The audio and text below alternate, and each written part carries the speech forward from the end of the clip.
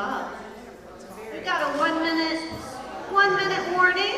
1 minute warning. Grab that coffee, grab those donuts, and come on down.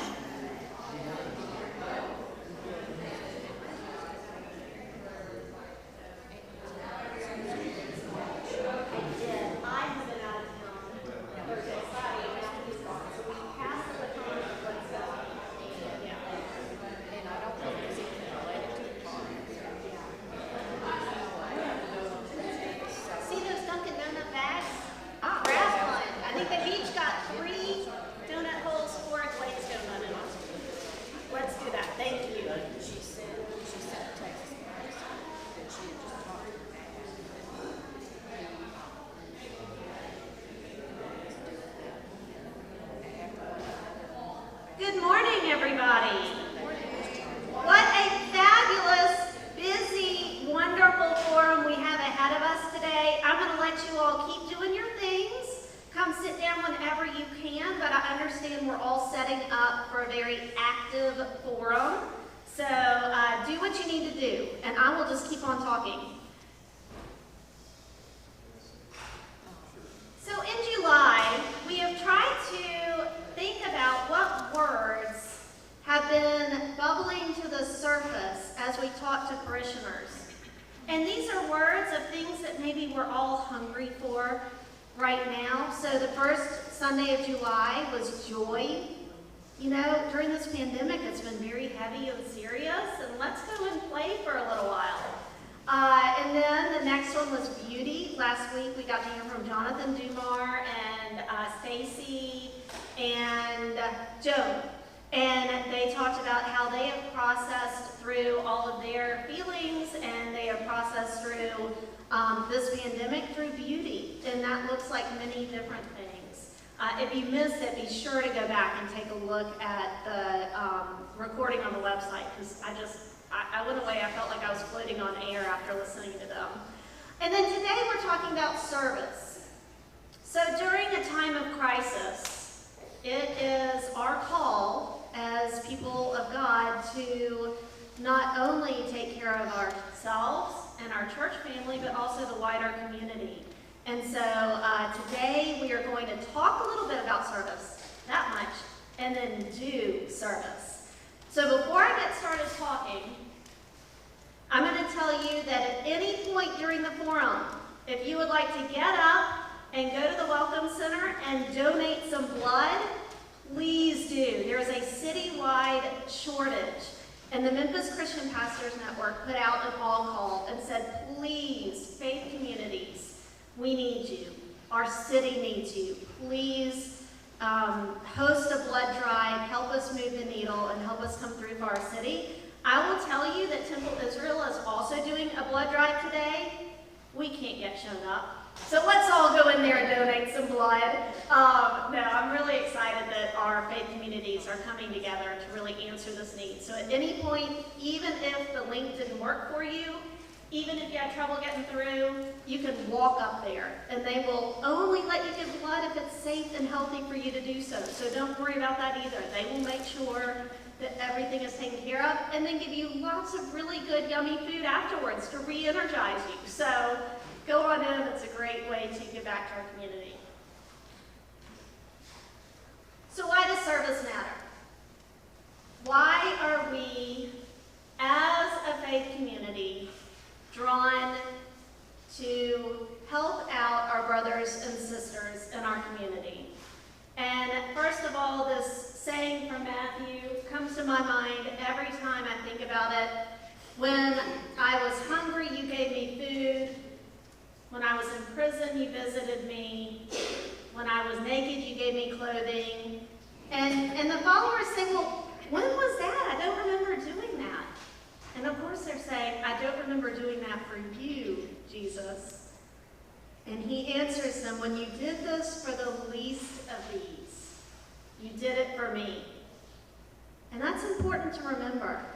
When Father Boyle came here a couple of years back, he does great ministries, was it Homeboy Industries? And he says we're called to the margins. We're called to our most vulnerable neighbors because that's where we meet God. That's where we meet God and see the face of God.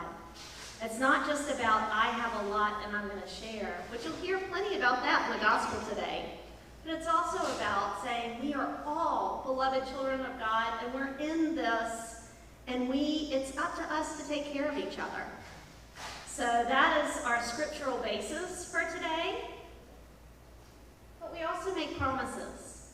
We also make promises when each one of us are baptized, and we renew those promises each time anyone is baptized.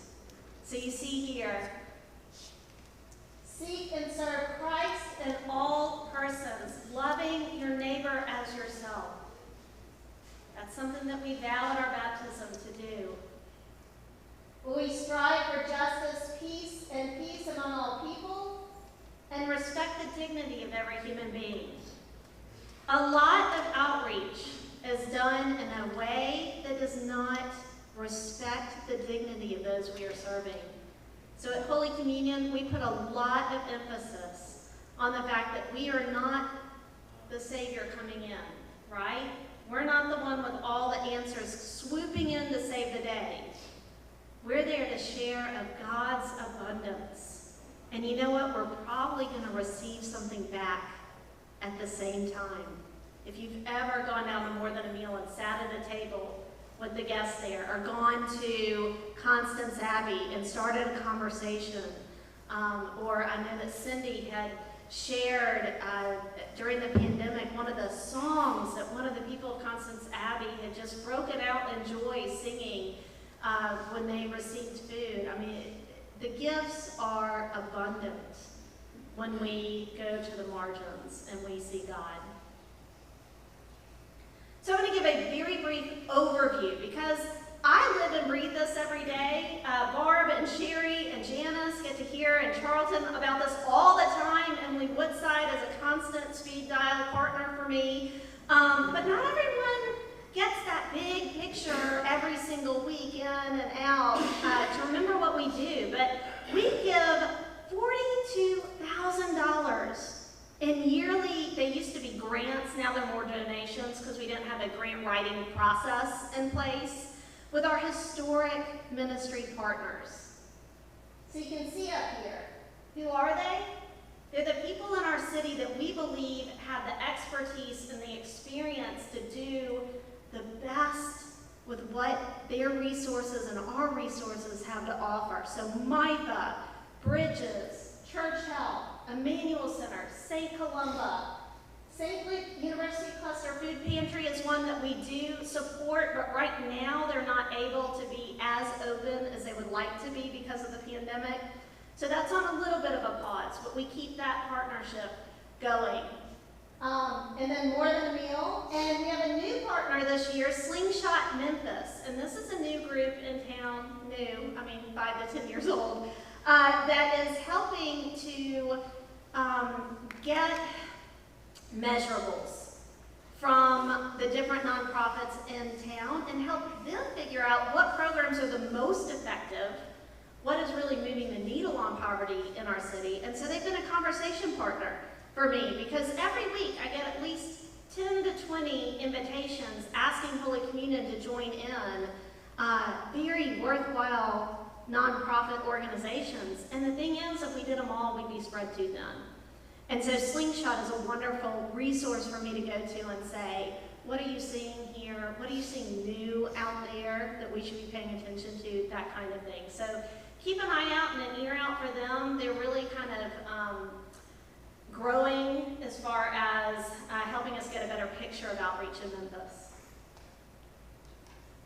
So there you get a picture of St. Luke's Food Pantry. Evelyn McGahee has been our liaison for that, and hopefully we'll be able to get in there and help out hands-on, because our biggest thing is that we're not just getting checks. We're also walking alongside and forming relationships. And that's been harder during the pandemic, but we've made a concerted effort to keep that at the forefront of all of our service. And then you've got all of us during a Micah Community Day with Emmanuel Center at Constance Abbey. And I'll tell you more about Constance Abbey as we go along. Because during the pandemic, that's become a larger piece of our service. So you can see that with each of these partners, we have ways that we're also walking alongside the people that they serve. So Meals on Wheels. We have a few people who deliver in this room. Who's delivered Meals on Wheels before? So we got Sherry and Mike, Emily, Bill, I know. Yeah, we have Mike and Susan Driscoll, Barb Boucher. It's a wonderful way to really help out in the community and face-to-face, at least, well, right now, porch-to-face, but that's okay. We'll get back there. Church health, we had mental health first aid, something that's going to be even more important in the years ahead. They helped us with our prayer garden, health and wholeness. Also, we sewed masks for them so that they could give masks, reusable masks, to those clients who were coming in during the pandemic. And we had some volunteers for COVID testing for their sites during the pandemic. I served on a food and faith roundtable that they were doing for a while there, and we hope to get back to that very soon. Bridges, we've had a lot of our Holy Communion youth go through their Bridge Builders program, and we nominate more every year. And then the St. Luke's Food Pantry, we did have people going down there and working hands-on, and that will hopefully start back as soon as they can open up to the community. Emmanuel Center, we have Team Read, and I'm going to get back to that in a little while. That's something that had to go on pause during the pandemic. But during the pandemic, we really kind of worked on food insecurity with Emmanuel Center, started a pantry, and then also gleaning, which is something you're going to get to learn a lot about today. Taking food, produce from the farmer's market that's beyond ripeness that they can sell the next day, but it's still very edible and nutritious, and turning it into really good meals that they can have at Emmanuel Center, those families. St. Columba, we serve, the clergy serve as spiritual directors at Mud Camp, at Camp Abel. Barb helps us give a wonderful meal every year at Camp Abel, and we get to meet a lot of the children. These are people with various abilities, and it really focuses on what you can do at camp and gives them an opportunity for that. And then 3 of the board members at St. Columba are Holy Communion members. So we really kind of try to provide some leadership there as well. And then More Than a Meal. More Than a Meal, first Sunday of every single month down at Grace St. Luke's. And Barb helps lead just an amazing, I would say, assembly line of food and hospitality. I have used the recipes that she uses for More Than a Meal many times with my own family, because that's the mission behind the whole thing, is I want it to feel like a home-cooked meal that you would serve at any dinner party. And they become family favorites at our household. So if you go and you serve it More Than a Meal, you're also going to come away with a new recipe for your house, which is pretty awesome. So Shady Grove is another place that we have had at Team Read, and we've done a lot of work with Shady Grove right now. It's really sad that they are going to be bought. And I'm in constant communication with Kirsten Janaki. Bill Falvey, I know that you have been working through Rotary with Shady Grove, and you might have gotten an update this week? I can hear that. The Shady Grove is going to flood this in a year. Yeah. So they have one academic school year, and then, I mean, there are a couple of efforts to try to save the park and save the school, but it's so sad that I feel like this is going to be a big loss in our community, and we're going to try to support them through this final year as well as we can, because it's just such a diamond in our community. Shady Grove Elementary, which is right down the street from Shady Grove Presbyterian. Yeah.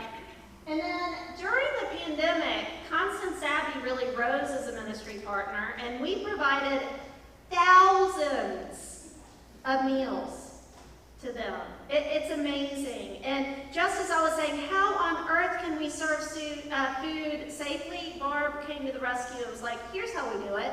I'm going to give you gloves, and I'm going to give you masks, and I'm going to teach you how to wipe down your counter and how to do it safely. And it's just been an amazing backbone of help, just as a lot of the food pantries, as you see with our St. Luke's, have closed down. So to really help, because you can avoid COVID, and if you don't have anything to eat, there are lots of needs happening at the same time. So here we have Team Read Emmanuel Center. We're not sure exactly what that's going to look like this school year due to this Delta variant, but Charlton, did you want to just give a couple of words of what that ministry has meant to you and that relationship? I'm not good at a couple of words. But let me tell you all very quickly, within 90 seconds. Okay? Very good. Team Read is a literacy program for second graders. That means if you can read on the second grade level, you can be a coach. You too can be a coach. It is an after-school program at Emmanuel Center. And you are assigned, a coach is assigned 2 students, and they teach each student one-on-one for about 30 minutes. They do flashcards, and then they read for part of the time. You have the same children throughout the whole year, so you have a chance to form a relationship with them. Now, is Team Read important, or is this just an exercise? There have been cases where children, and we've been doing this for I think about 4 or 5 years at Holy Communion. We've had cases where children start reading at the kindergarten level, and by the end of their second grade, they are at grade level, which is phenomenal progress. Team Read is critical to these children. Now, I was very reluctant, hesitant to get involved. What do I know about African Americans in poverty? I knew nothing. But I learned quickly that we have everything in common.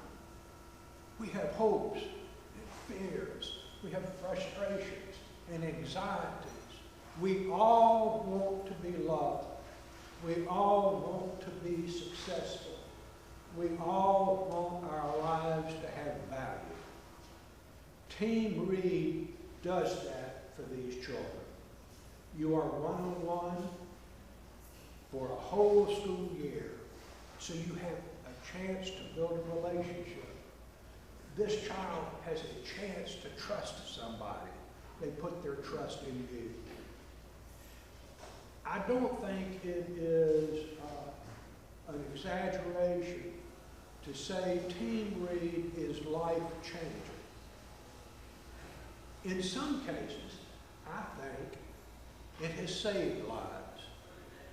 If you want to do something fundamentally important, and when I say fundamentally, I mean in the deepest sense of the word, then you ought to volunteer to be a coach for Team Read. Thank you. Did I do it 90 seconds? You did, Charlton. Thank you. So, one of the things that I've been so impressed about all of our people who've been leading outreach during this time is that we have had that ability and flexibility to change to where the needs are. So Barb figured out how to do meals for Constance Abbey. Sherry has been figuring out, okay, if Emmanuel Center, if all the schools are remote and you can't do after school, what can we do to help you? And that's where this food pantry came out of, and that's where a lot of our pulse on the city has been led by our lay leaders. And so I can't say enough how important it is for us all to keep our ears open. Where's the need in our city, and how can we help as people of faith? Emily was talking to Micah, and right now, with people on the edge of jobs, or maybe their hours were cut back, joining in that +1 program for Micah, we really added a lot of names to that list, and that makes a difference. So I cannot thank you all enough. Talk to these people if you're interested in getting more involved. With Emmanuel Center, St. George's and St. Philip's does back-to-school supplies, but we are going to today have several ways for you to get involved. So, one of our stations will be right behind these chairs for Emmanuel Center. We'll be making cards to go in those backpacks to say happy back to school, or prayers for your new year, or whatever you would like to hear as a young student going back, maybe after a year of being remote, back into your classroom. So that's going to be right at the table back there. And also there's information if you would like to help purchase some uniforms for the children to go along with their school supplies. This can really ease the burden for families as they're trying to start them off strong and feeling confident walking into that classroom. Barb is back here with More Than a Meal, and she's going to have lots of information for you if you want to learn about getting more involved with More Than a Meal, which is a once-a-month commitment and can really be done as you're available. And then also, if you would like to give blood, Vitalant is out there, and that's a great way to help with our health and safety of our community.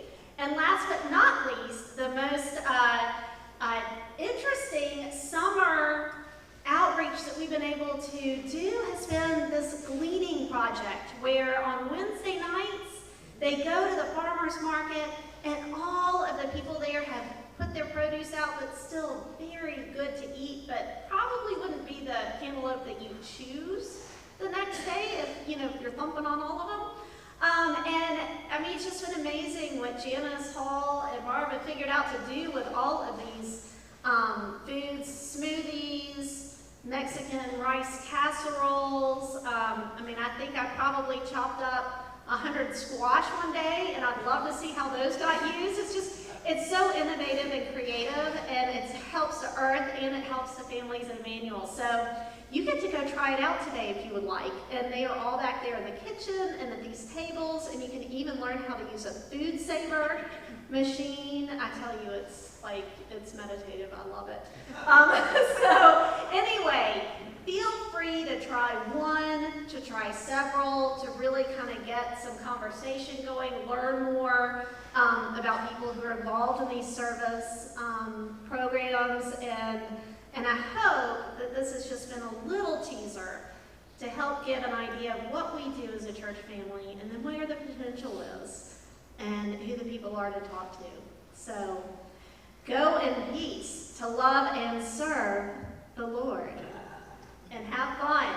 All the stations are ready for you, so you may trot on over and say, give me something to do.